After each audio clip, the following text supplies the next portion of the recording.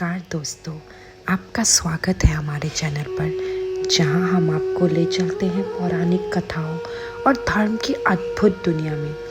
आज हम बात करेंगे कार्तिक महात्म्य के कुछ अध्यायों के बारे में, जो आपके जीवन में नई ऊर्जा और श्रद्धा का संचार करेगा। कार्तिक मास, जो स्वयं भगवान विष्णु और शिव की आराधना का विशेष समय है, इस माह के महात्म्य को जानकर आपका मन भक्ति से भर जाएगा। आज के वीडियो में हम समझेंगे इस पवित्र महीने के पीछे की कथा, उसकी महिमा और इसके धार्मिक महत्व को। तो जुड़िए हमारे साथ इस अनमोल सफर पर, जहां हम आपको बताने जा रहे हैं कार्तिक महात्म्य के अद्भुत रहस्य और इससे मिलने वाले लाभ। वीडियो को अंत तक देखें और जानें कि कैसे आप इस माह का सही रूप से पालन कर सकते हैं और अपने जीवन में सुख, शांति और समृद्धि ला सकते हैं। अगर आपको हमारा वीडियो पसंद आए तो लाइक, शेयर और सब्सक्राइब करना ना भूलिए। चलिए शुरू करते हैं आज का ये दिव्य अध्याय। कार्तिक महात्म्य, पहला अध्याय। नैमिषारण्य तीर्थ में श्री सूत जी ने 88,000 शौनकादि ऋषियों से कहा, अब मैं कार्तिक मास की कथा विस्तार पूर्वक सुनाता हूँ, जिसका श्रवण करने से मनुष्य के सभी पाप नष्ट हो जाते हैं और अंत समय में वैकुंठ धाम की प्राप्ति होती है। सूत जी ने कहा, श्री कृष्ण जी से अनुमति लेकर देवर्षि नारद के चले जाने के पश्चात सत्यभामा प्रसन्न होकर भगवान कृष्ण से बोली, हे प्रभु, मैं धन्य हुई, मेरा जन्म सफल हुआ। मुझ जैसी टोलोइक्य सुंदरी की जन्मदाता भी धन्य है, जो आपकी 16,000 स्त्रियों के बीच में आपकी परम प्यारी पत्नी बनी हूँ। मैंने आपके साथ नारद जी का वो कल्पवृक्ष आदि पुरुष विधि पूर्वक दान में दिया, परंतु वही कल्पवृक्ष मेरे घर लहराया करता है। ये बात मित्रलोक में किसी स्त्री को ज्ञात नहीं है। हे त्रिलोकीनाथ, मैं आपसे कुछ पूछने की इच्छुक हूँ। आप मुझे कृपया कार्तिक महात्म्य की कथा विस्तार पूर्वक सुनाइए, जिसको सुनकर मेरा हित हो और जिसके करने से कल्प प्रयत्न भी आप मुझसे विमुख न हो।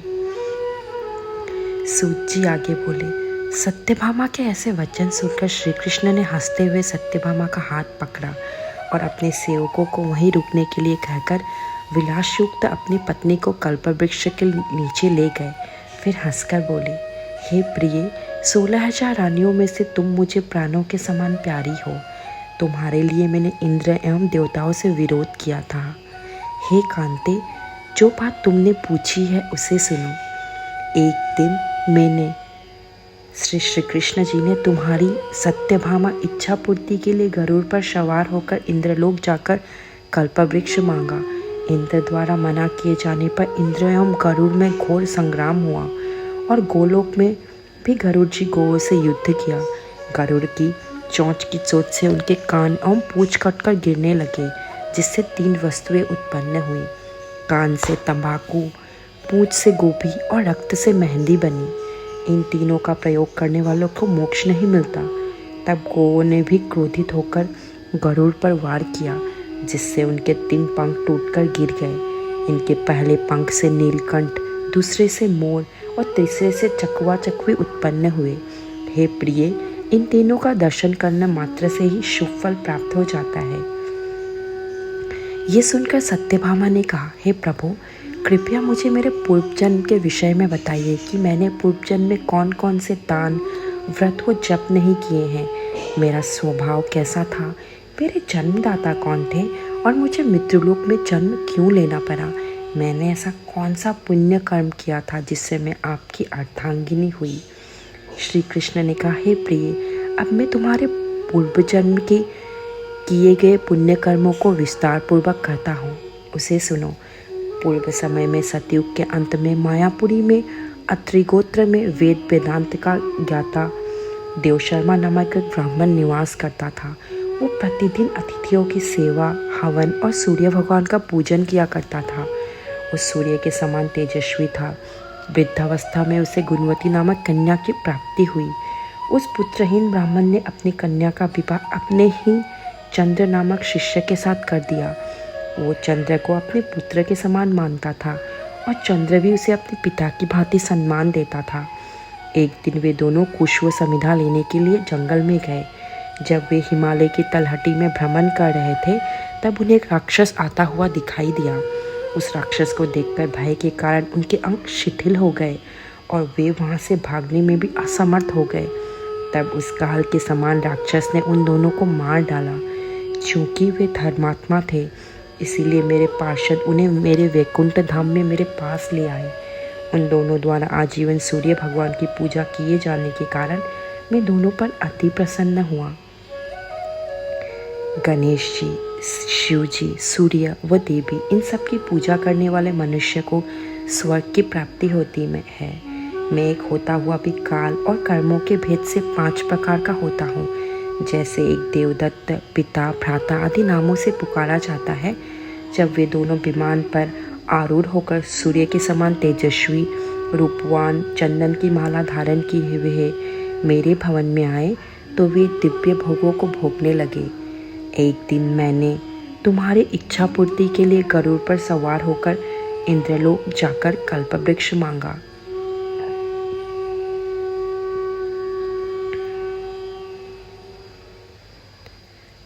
दूसरा अध्याय। भगवान श्री कृष्ण आगे बोले, हे प्रिय, जब गुणवती को राक्षस द्वारा अपने पति एवं पिता के मारे जाने का समाचार मिला तो वो विलाप करने लगी। हाँ नाथ, हाँ पिता, मुझको त्याग कर तुम कहाँ चले गए? मैं अकेली स्त्री तुम्हारे बिना अब क्या करूँ? अब मेरे भोजन, वस्त्र आदि की व्यवस्था कौन करेगा? घर में प्रेम पूर्वक मेरा पालन पोषण कौन करेगा? मैं कुछ भी नहीं कर सकती। मुझ विधवा की कौन रक्षा करेगा? मैं कहाँ जाऊँ? मेरे पास तो अब कोई ठिकाना भी नहीं रहा। इस प्रकार विलाप करते हुए गुणवती चक्कर खाकर धरती पर गिर पड़ी और बेहोश हो गई। बहुत देर बाद जब उसे होश आया तो पहले की ही भांति करुण विलाप करते हुए शोक सागर में डूब गई। कुछ समय के पश्चात जब वो संभली तो उसे ध्यान आया कि पिता और पति की मृत्यु के बाद मुझे उनकी क्रिया करनी चाहिए जिससे उनकी गति हो सके। इसलिए उसने अपने घर का सारा सामान बेच दिया और उसे प्राप्त धन से उसने अपने पिता एवं पति का श्राद्ध आदि कर्म किया। तत्पश्चात वो उसी नगर में रहते हुए 8 पहर भगवान विष्णु की भक्ति करने लगी। उसने मृत्यु पर्यंत तक नियम पूर्वक सभी एकादशियों का व्रत और कार्तिक महीने में उपवास एवं व्रत किए। हे प्रिय, एकादशी और कार्तिक व्रत मुझे बहुत प्रिय है। इनसे मुक्ति, भुक्ति, पुत्र तथा संपत्ति प्राप्त होती है। कार्तिक मास में जब तुला राशि पर सूर्य आता है तब ब्रह्म मुहूर्त में उठकर स्नान करने व व्रत व उपवास करने वाले मनुष्य मुझे बहुत प्रिय हैं, क्योंकि यदि उन्होंने पाप भी किए हैं तो भी स्नान व व्रत के प्रभाव से उन्हें मोक्ष प्राप्त हो जाता है। कार्तिक में स्नान, जागरण, दीपदान तथा तुलसी के पौधों की रक्षा करने वाले मनुष्य साक्षात भगवान विष्णु के समान हैं। कार्तिक मास में मंदिर में झाड़ू लगाने वाले, स्वस्तिक बनाने वाले तथा भगवान विष्णु की पूजा करने वाले मनुष्य जन्म मरण के चक्कर से छुटकारा पा जाते हैं। ये सुनकर गुणवती भी प्रतिवर्ष श्रद्धापूर्वक कार्तिक का व्रत और भगवान विष्णु की पूजा करने लगी। हे प्रिय, एक बार उसे ज्वर हो गया और वो बहुत कमज़ोर हो गई।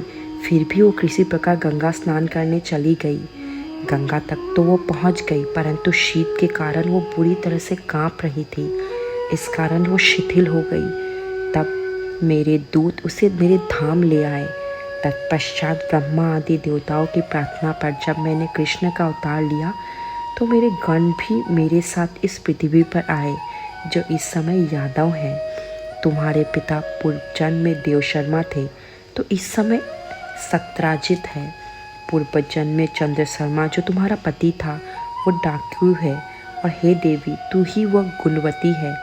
कार्तिक व्रत के प्रभाव से कारण ही तू मेरी अर्धांगिनी हुई है।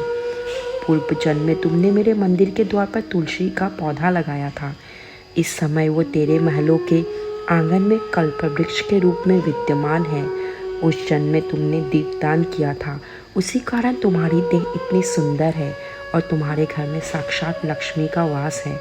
चूँकि तुमने पूर्व जन्म में अपने सभी व्रतों का फल पति स्वरूप विष्णु को अर्पित किया था, उसी के प्रभाव से इस जन्म में तुम मेरी प्रिय पत्नी हो। पूर्व जन्म में तुमने नियम पूर्वक जो कार्तिक मास का व्रत किया था, उसी के कारण मेरा और तुम्हारा कभी वियोग नहीं होगा। इस प्रकार कार्तिक मास में व्रत आदि करने वाले मनुष्य मुझे तुम्हारे समान प्रिय है। दूसरे जप तप यज्ञ दान आदि करने से प्राप्त फल कार्तिक मास में किए गए व्रत के फल से बहुत थोड़ा होता है, अर्थात कार्तिक मास के व्रतों का 16वां भाग भी नहीं होता है। इस प्रकार सत्यभामा भगवान श्री कृष्ण के मुख से अपने पूर्व जन्म के पुण्य का प्रभाव सुनकर बहुत प्रसन्न हुई। आशा है आप सभी को ये वीडियो बहुत पसंद आया है। उम्मीद है आप लाइक एंड शेयर करेंगे। कोई भूल चूक हो तो क्षमा करिएगा।